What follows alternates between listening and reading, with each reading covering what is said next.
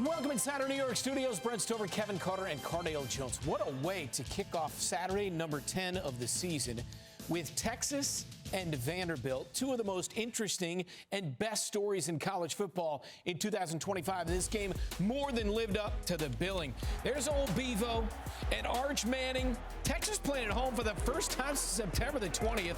They brought the energy. Arch Manning for Ryan Wingo. Breaks a couple of tackles and scampers down the sideline.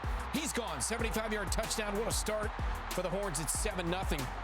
Now it's 10-zip. Manning rolling, waiting for the receiver to get open.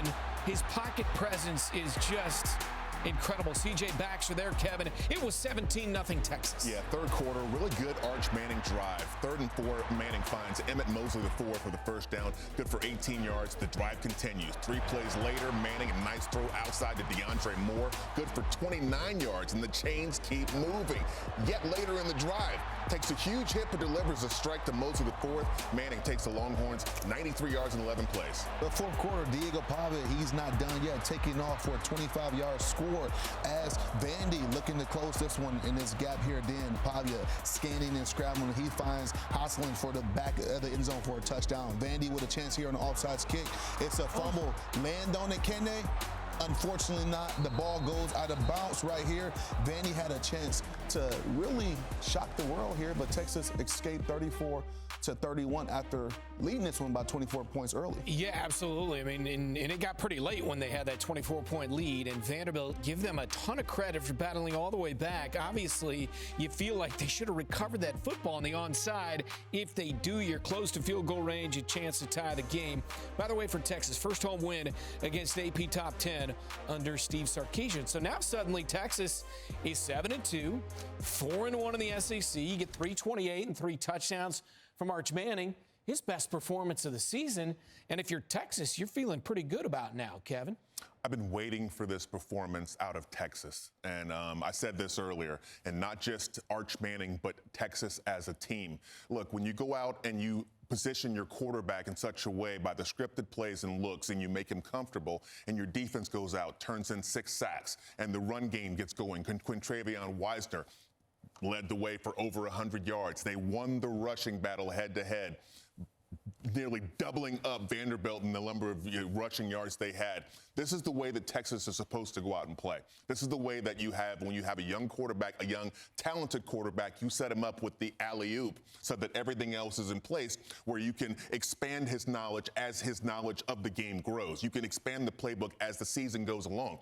This isn't what they've been doing all season. They've had complicated game plans. They haven't been able to run the ball. I know that C.J. Baxter being out also affects the run game, but up front, Texas should have been leaning on this run game to soften the blow of the mistakes that a young quarterback would make, and this defense should have been playing better earlier in the season. It's nice to see now. It's nice to see them do it against a quality team, and Vanderbilt is every bit that. Fighting back in this game, that's what good teams do. They find a way to be relevant and show up and make it a game in the fourth quarter. But hats off to Texas, hats off to Sarkisian, because he looked like the tactician that was commanding a young quarterback. This is what we expected coming into the season. You know, I don't think it's just about having a great game like Arch Manning had as being a young quarterback, and not really a young quarterback. He's an inexperienced quarterback going into his 3rd year of college. Texas, a fun stat here, 6-0 when scoring first in these football games, which basically tells me this team needs to start fast early and not get behind the chains to put themselves in a great position. When you talk about the inexperience that they have all around on the offensive side of the ball, 4 new offensive linemen, breaking in a new quarterback this year, guys who've been in that system, but still it's different when you got to go out there and play at a high level and guys can continue to game plan for you. This Texas team, have we seen over the last 3 weeks, 2 fourth-quarter comebacks over Kentucky and Mississippi State in their environments, and one playing in overtime, and now in the way they was able to cap off a really good Vandy coming in and defending their home. This is a different team than we saw from the first 4 weeks of the season. Let's talk about Vandy for a moment, because they outscored Texas 21-0 in the fourth quarter. Diego Pavia, we know his ability. Now, there were times that You guys always talk defenders about gap integrity, and that has been an issue for defenses against Diego Pavia this year.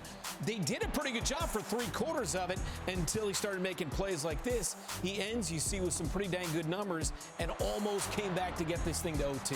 Well, that's what good teams do, but Diego Pavia in particular, such a tough, gritty player. He's a state champion wrestler in high school. Really good core strength, and he's bigger than you think, not quite 6 feet, kind of a little ball of muscle. But he's stocky, right? But he has great vision. He has even better moxie, and he has guts. He is not short on having confidence in himself because he will hold that ball, look downfield, keep his eyes downfield by himself sometime just to make the impossible happen. And like I said, we've seen this Vanderbilt team not have to go out and overwhelm people with points, total yards, and they still find a way to win. Texas was up in this ball game, and they opened the door at the end by taking their foot off the gas maybe a little bit, not possessing the ball as much in the fourth quarter, and here comes Diego Pavia and company storming back. So I expected nothing less out of Diego Pavia. That's what he's been doing all season. But, man, heck of an effort, like you said, a 3-game stretch for Texas Longhorns. Yeah, and Brent, you mentioned about the gap integrity of this Texas defense. Well, when you play a quarterback who's a true +1 in the running game, Diego Pavia came into this game as a leading rusher for the Vandy. And you look at the different ways they're able to get him involved in the run game outside of scrambling and making plays like this and making your defensive coordinator pull his freaking hair out sometimes.